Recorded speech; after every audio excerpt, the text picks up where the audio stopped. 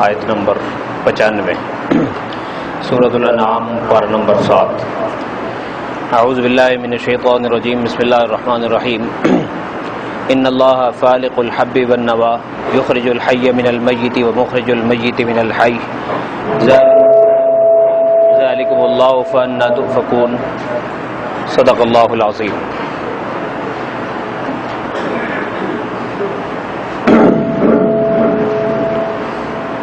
اللہ سبحانہ و تعالی قرآن مجید کے ذریعے اپنے بندوں سے بات کرتے ہیں۔ اللہ کا خط ہے یہ بندوں کے نام، اس لیے حدیث شریف میں آتا ہے کہ بندوں میں سے وہ بندے اللہ تعالیٰ کے نزدیک خاص بندے ہوتے ہیں جو قرآن کو اہمیت دیتے ہیں، قرآن مجید کے ساتھ رابطہ رکھتے ہیں۔ اس کو بند نکالیں۔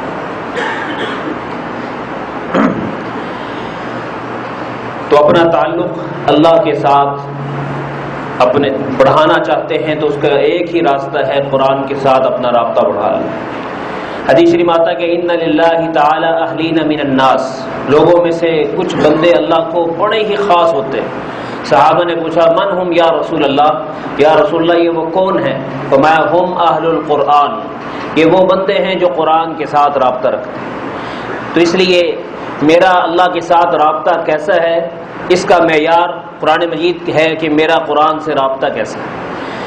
آج کی آیات میں اللہ سبحانہ و تعالی نے اپنی طرف دعوت دیتے ہوئے بڑا خوبصورت انداز اختیار کیا کہ بندوں میں تمہیں کہتا ہوں نماز پڑھو، روزہ رکھو، زکوٰۃ دو، حج کرو، حلال کھاؤ، حرام سے بچو۔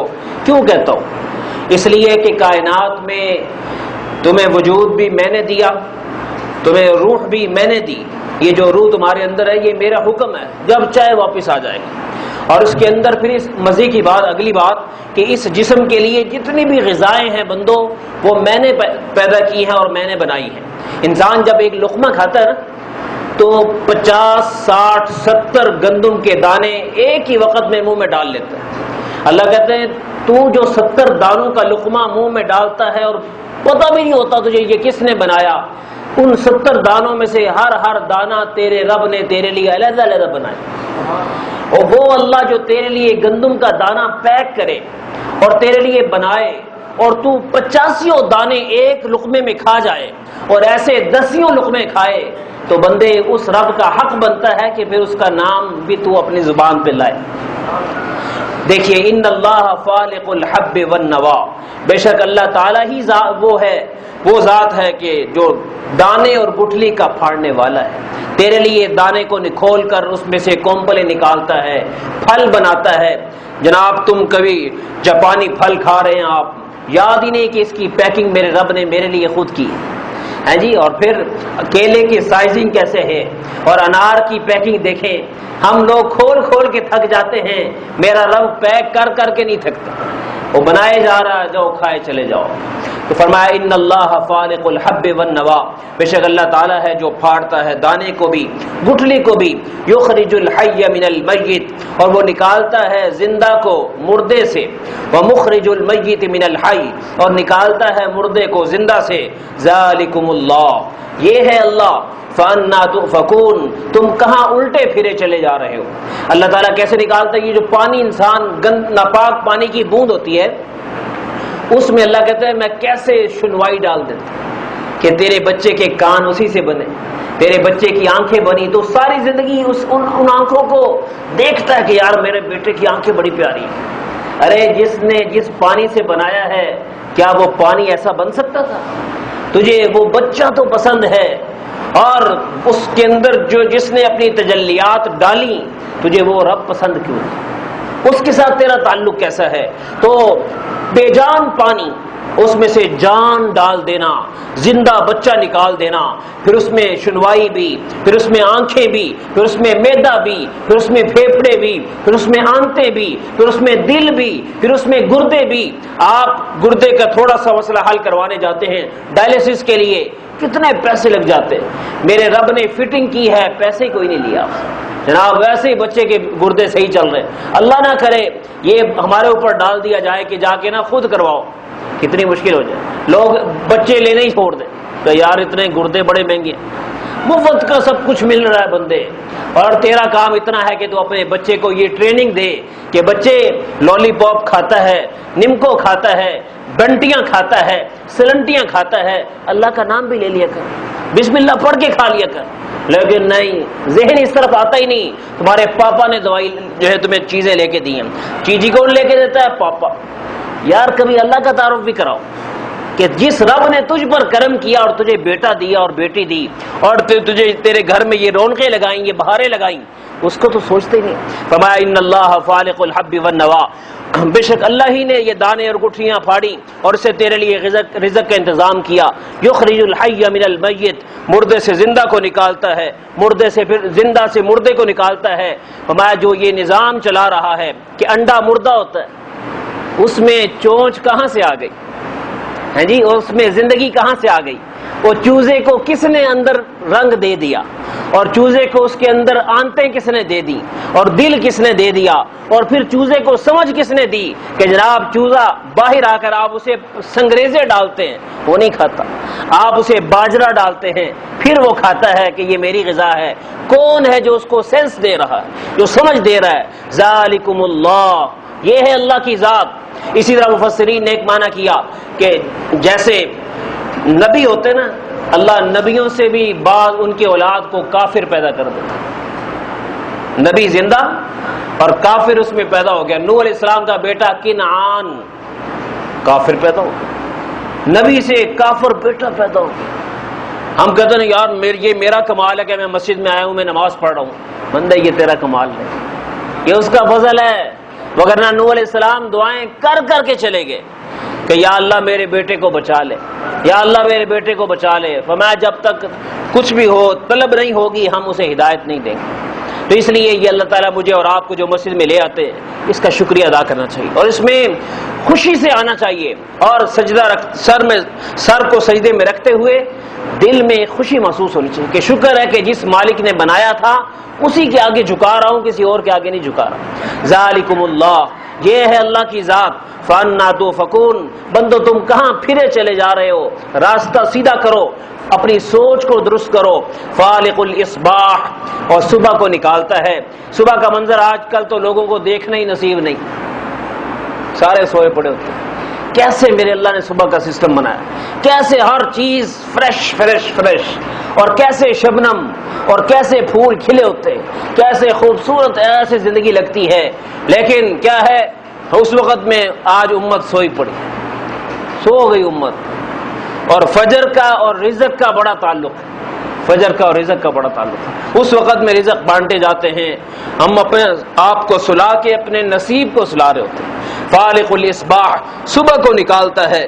وجعل اللیل سکنا، اور فرمایا کہ رات بھی اسی نے سکون کے لیے بنائی. والشمس والقمر حسبانا، سورج اور چاند کا حساب کیا. ذالک تقدیر العزیز العلیم، یہ ہے غالب جاننے والے کا اندازہ. 9.5 کروڑ میل دور ہے سورج زمین سے، 9.5 کروڑ میل، اور 2.5 لاکھ میل ہے چاند فاصلے پر. 2.5 لاکھ میل کے فاصلے پر چاند رکھا، اور اگر 2.5 لاکھ میل کے فاصلے پہ سورج کو رکھ دیتے ہم میں سے کوئی بھی زندہ رہنے کے قابل نہ ہوتا، سب ختم ہو جاتا. اللہ کہتا ہے یہ کیسا حساب ہے تیرے رب کا، جسے دور ہونا چاہیے اسے دور رکھا، جسے قریب ہونا چاہیے اسے قریب رکھا. شکر ادا کر بندے. یہ دیکھیں نا تھوڑی سی گرمی کم ہوئی ہے، ہم بڑے خوش ہیں، لیکن شکر کے الفاظ زبان پر نہیں ہیں. کہہ رہے یار موسم صحیح آ گیا، یعنی ہم نے موسم کی طرف نسبت کر دی، رب یاد نہیں آیا. بندے میں چاہوں تو جب چاہوں تجھے پریشان کرتا. تو اس لیے یہ میرا اندازہ ہے کہ میں نے تیرے لیے بہار بھی رکھی، خزاں بھی رکھی، گرمی بھی رکھی، سردی بھی رکھی، ہر موسم رکھا ہے. نسبت موسموں کی طرف نہ کیا کر، میرے امر کو دیکھا کر. میرا ارادہ ہے تو پنکھے سے کچھ ہوا آ رہی ہے، وگرنہ یہی پنکھے کچھ دن پہلے بیکار تھے، ہوا ہی نہیں آ رہی، کچھ بھی نہیں آ رہا. ذالک تقدیر العزیز العلیم، یہ ہے غالب جاننے والے کا اندازہ. اس اللہ کو ساتھ لے تیرے مسئلے حل ہو، اس اللہ کو ساتھ لے جس کی پاور ایسی کہ سورج کو فضاؤں میں کھڑا کیا، چاند کو کھڑا کیا، زمین کو گولائی عطا کی، پھر زمین کو پانی کے اوپر رکھا، پھر زمین کے اوپر پہاڑوں کو گاڑا، یہ سارا نظام چلایا، وہ تیرے نظام کو بھی چلا سکتا ہے۔ تو اس کے ساتھ رابطہ صحیح کر، اور اس کے لیے بہترین وقت کون سا ہے؟ رات کا وقت، جب نیند آ رہی ہوتی، 1 بجے کے بعد آ جا مصلی پر، اور پھر اس مصلی کو گیلا کر دے کہ یا اللہ میں نے کہاں جانا ہے، میری عقل کی بھی انتہا، میری سمجھ کی بھی انتہا، میں سب کچھ بے بس ہو گیا ہوں، میں اب تیرے در پہ آ گیا ہوں۔ وہ کہتے ہیں یونس علیہ السلام ایک روایت کے مطابق مچھلی کے پیٹ میں جتنے دن بھی رہے، 15 منٹ کا سجدہ کر کے بعد میں بیٹھ نہیں گئے کہ چلو ٹھیک ہے، نہیں، لگے رہے سجدے میں ہی۔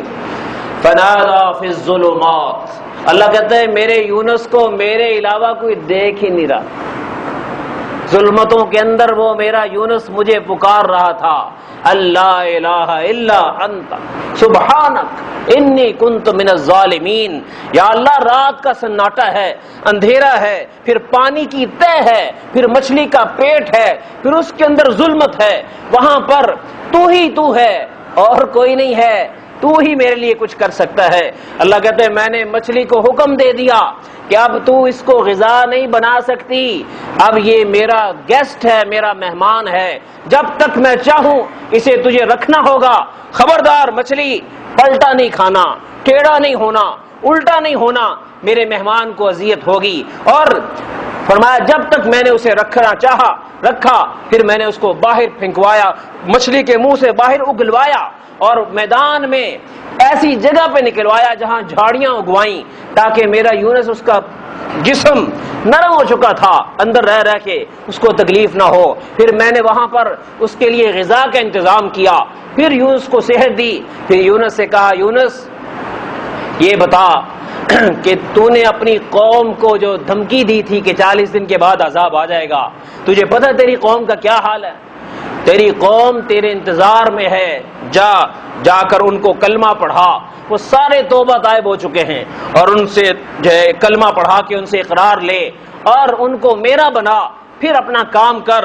صرف اتنی بات پر میں نے تجھے مچھلی کے پیٹ میں ڈالا کہ تو میری اجازت لیے بغیر تو نے اس کام کو چھوڑا کیوں؟ اس لیے پھر میں نے تجھے سیر بھی کرائی، سمندر بھی دکھایا، اور پیار میں سب کچھ کیا۔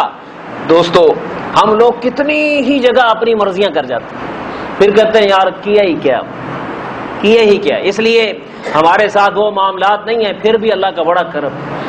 تو اس لیے اللہ سے راضی رہیں، دل سے شکایتوں کو نکالیں، اور دل سے اللہ کی طرف متوجہ۔ اللہ پاک ہمیں توفیق عطا فرمائے۔ وآخر دعوانا